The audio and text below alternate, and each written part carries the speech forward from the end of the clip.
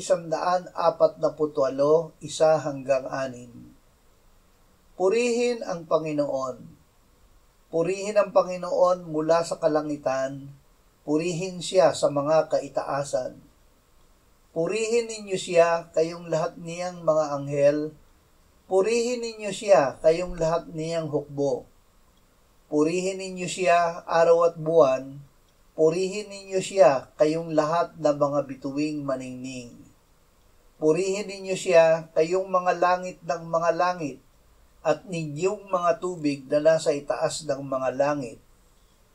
Ang pangalan ng Panginoon ay purihin nila, sapagkat siya ay nag-utos at sila'y nalikha, at kanyang itinatag sila magpakailanman.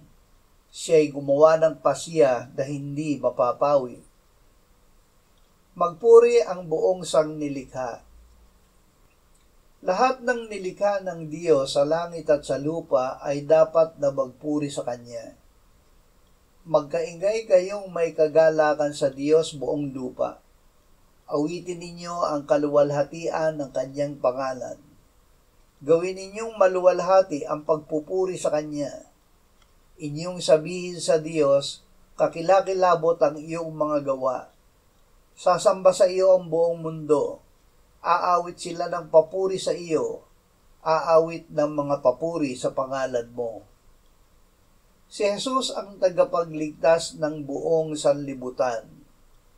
Kaya't sa pamamagitan niya ay maghandog tayong patuloy ng alay ng pagpupuri sa Diyos.